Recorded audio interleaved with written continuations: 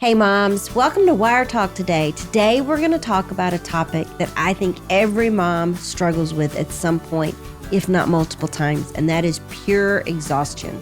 Sometimes we as moms just want to throw in the towel and we are tired of the fight and we're tired and we just want to give up. And so today I want to bring you some encouragement and give you some tips on how to not give up, but to push through. Okay, let's jump in.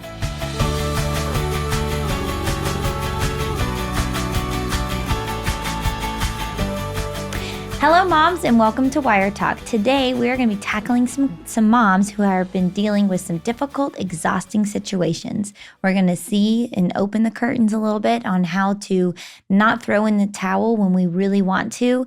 And I can't wait to dive into some of these questions because I think every mom at some point in their life has felt like they need or want to throw in the towel, but they really can't. They need to keep going, keep persevering and keep moving forward. So I can't wait to dive in. Yeah, let's do it. Let's do it. So with all of these, when you're reading these questions, Mom, and thinking about the answers, could you identify with any of these moms? Yes. Yes.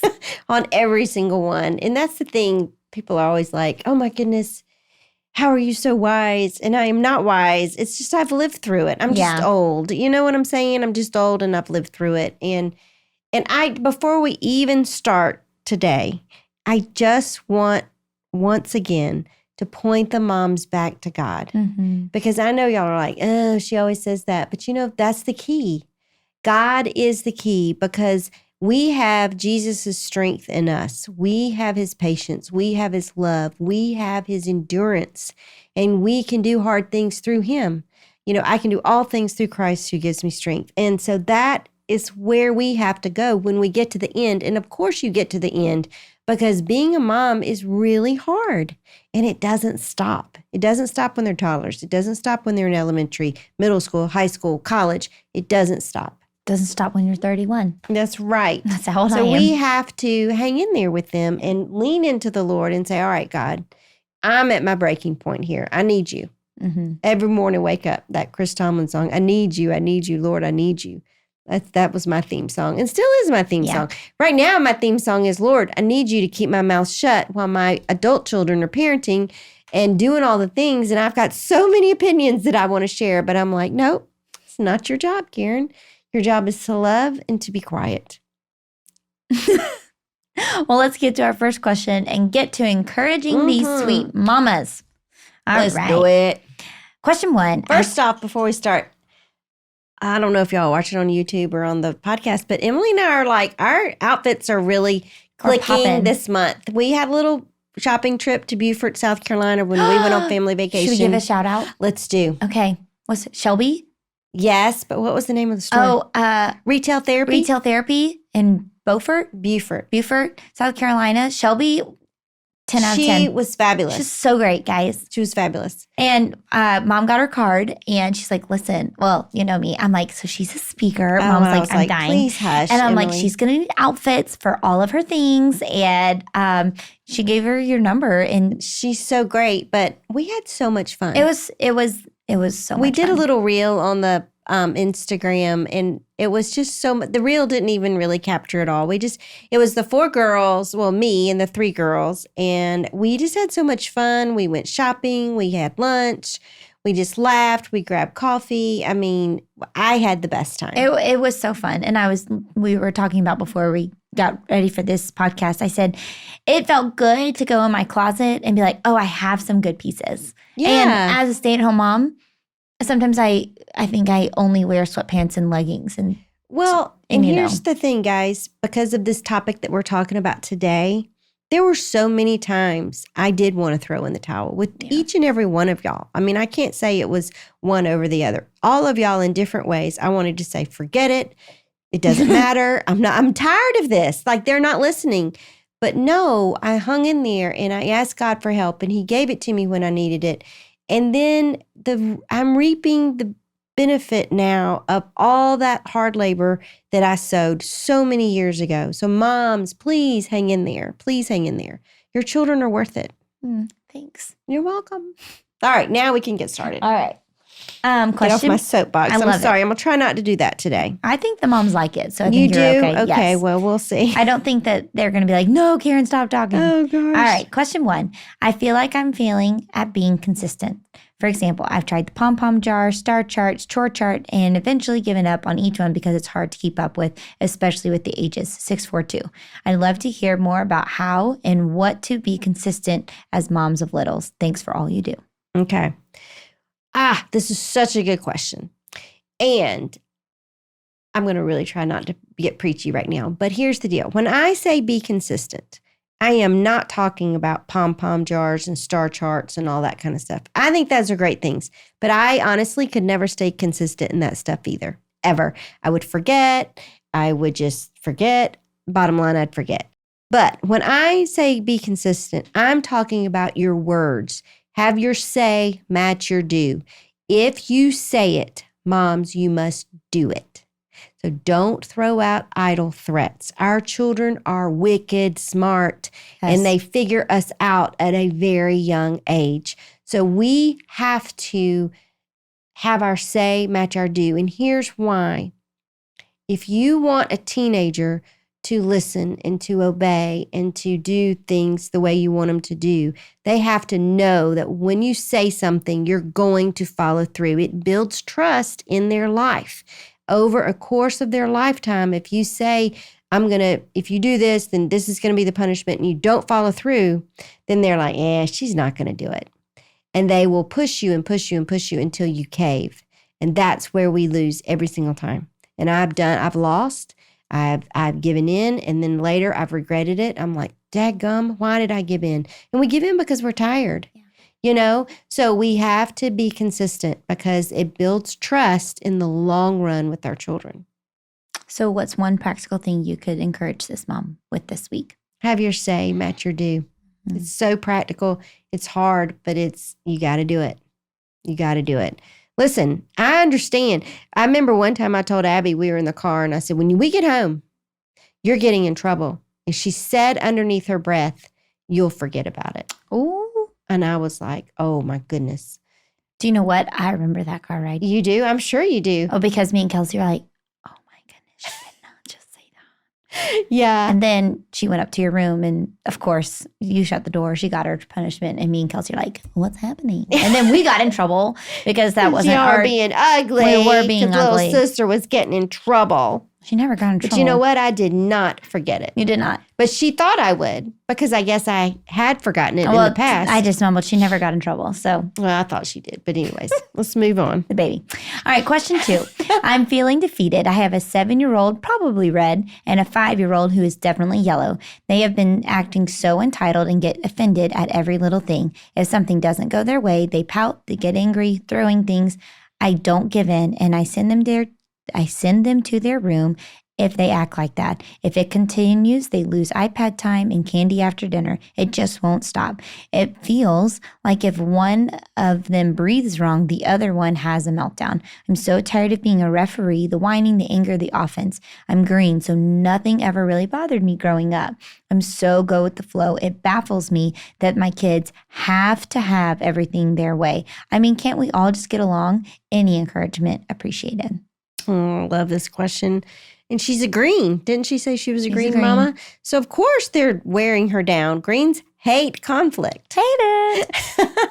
So she's like, why does every day we have to go through the same thing over and over and over?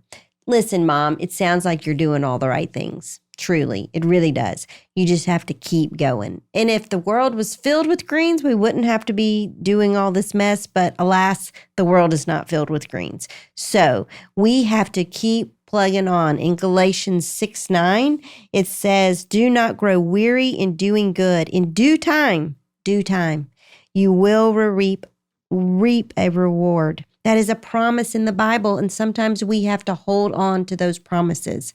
And you have to just tell yourself, I'm not going to grow weary in doing good, because, Mom, you are doing all the right things. You are doing all good things. Keep at it. You got this, sweet mama. Yeah, she does. So what's your encouragement for her this week? If your kids are acting entitled, my one suggestion is they have too much. You need to start taking things away. And even like half of the playroom toys. Oh, I mean, get serious about it. Like throw them away or just take them away? I don't think you have to throw them away. You can throw them away. You can pack them up, take them to Goodwill, give them to whatever, or you can pack them up, put them in the attic or put them in the garage, out of sight, out of mind, and just be like, you know what? When you took naps today, I cleaned out the thing because y'all are, you're fussing and you're fighting over the same things, and I'm tired of it. And if you keep it up, more stuff is going to be gone. You might wake up one day and there might be 2 toys on the floor. Who knows? Keep them guessing, moms. Serious. Oh, that's so funny. All right, this is a longer question. Okay. Which is fine. I like to preface when it's a little bit longer. That's all right. Question 3. I'm struggling. I'm a green-blue with 4 kids, ages 5 and under. To complicate my situation, the younger 2 are fosters. I feel like I get a little distracted. Okay. I feel I have to be on everyone at all times at the same time. They all want and need my attention at the same time. Toys are everywhere all the time. I try to pick them up, one box of toys before they get out another one. But when I go to make lunch or do dishes, etc., everything gets destroyed. My son has a tendency to antagonize the girls. The girls overreact, which gives him the reaction he wants. Pair this with a sensory-sensitive blue and a red child who thinks it's hilarious to bother her. Meanwhile, yellow's completely oblivious because she's having fun, and the 1-year-old is dumping clothes, toys, and whatever she can find on the floor. This is literally all day, every day. I've had and continue to have all the conversations. I send them to their separate rooms. I'm exhausted, honestly. I feel like I'm failing all day, every day. I started pastoral counseling every other week. I've started attending Wednesday night Bible study. I try to do my devotions, but I struggle to get up before the yellow and red. Pair this with the stress and anxiety of working with the DCS, Department of Child Service, for my fosters, and you have a mess that is currently me. Oh, don't you just want to give her a hug? Want to give her a hug. Yeah. Thank you for writing in your question. Listen, good grief. 4 children under 5, that is enough for anybody. I don't even think Superwoman could do it. But she is doing it, and she's doing a good job. Mm-hmm. So let's just stop a moment and let's just acknowledge you're doing a really hard job and you're doing a good job. It sounds like you've just got a lot going on. So, okay, if this were me, I think the older 2, let's just divide this up into segments here. Okay. The older 2, if they destroyed a room, that's what they sound like they're doing, mm-hmm. I would not let them leave the room until it was completely clean. And I mean, if I had to stand over these children and be like, pick that up, pick that up, pick that up, pick that up, that's what I would do. And I would just, before they left the room, I would get down on my knees and I would look at them in the eye and I'd say, did you see what we did today? And they'd say, yes. I'd say, every single time you leave the room, look around right now. Do you see how clean this room is? This is what's going to have to, from now on, it's going to have to be this way. So if you don't want to spend 10 minutes picking up this room, don't get all these toys out. That's exactly what I would do. Now, for the boy that is aggravating his sisters, I would say, you continue to aggravate her, you're getting more chores. Period. End of story. But I would just stay on it like white on rice. There you go. Yeah. If you got time to annoy them, you got time to do some chores. You got time to run laps around this house. That's what I'd say. When Tater would aggravate you guys, and the Lord knows he did. I'd say, 3 laps, go. And he'd be like, oh. Tater was a big boy. He was a little overweight. So it was hard for him. I mean, he'd be so tired. He'd be huffing and puffing. And I'm like, I'm sorry, buddy. You did it. You chose it. You could not keep your hands to yourself. So get out there and run. There you go. It's true. It is true. It is true. What's one practical tip you can give this mom? I would stay consistent at holding their feet to the fire. And I know she's got some difficult challenges with the foster kids, and you can only do certain things, but everybody has to learn to live in the house and learn to respect whatever. And once again, there may be too many toys in the house. Yeah. Maybe take half of them away, put them in the attic, and then come back to it later. But yeah. Yeah. All right. You're doing a good job, Mama. She is, absolutely. Doing a good job. All right. Question 4. Looking for advice before I go insane. I have 3 girls, and the middle one is 7 years old and a yellow. I cannot for the life of me figure out how to get her to pick up after herself without staying on her constantly. I'm so tired of it. She leaves her bath towel and clothes on the floor, drops her shoes, book bag, jacket on the floor when she gets home from school. Although that has got slightly better with this. They have a playroom, and it takes her hours of me nagging to get her to clean it up. I should note that I try to give her grace because she has ADHD, but I have the same expectations for her as I do my other 2. To do your share after you clean up yourself. I've tried to make it fun since she's yellow, but there is only so much I can do.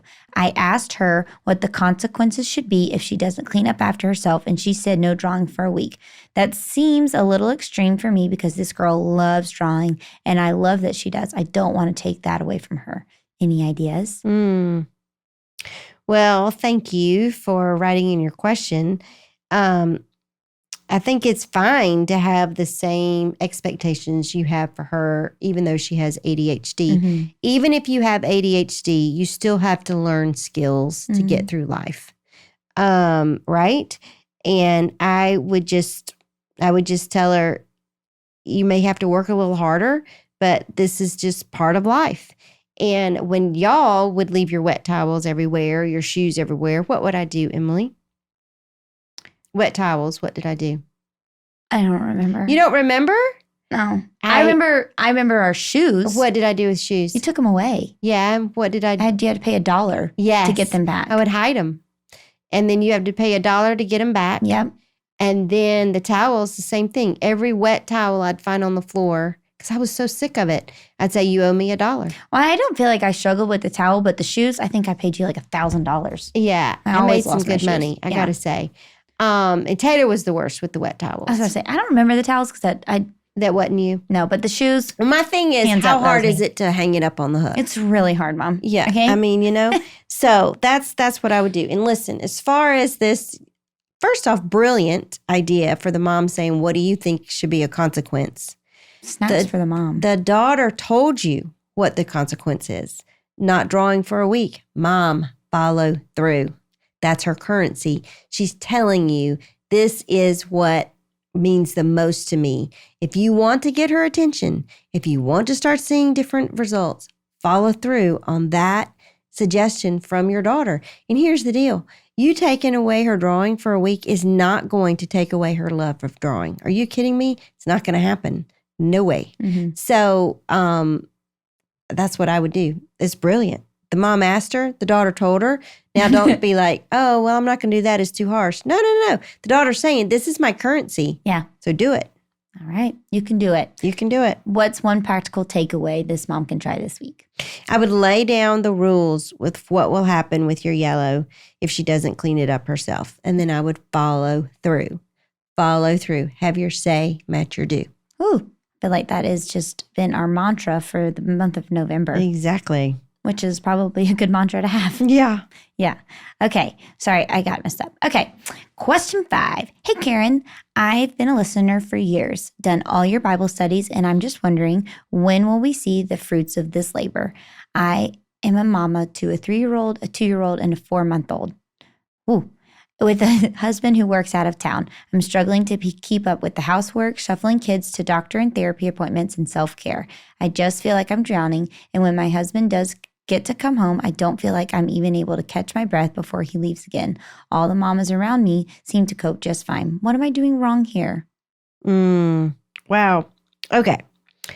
First off, she's doing a great job. She is. This sweet mom, I mean, a 3-year-old, a 2-year-old, and a 4-month-old? That's a lot. I read that and I go, oh.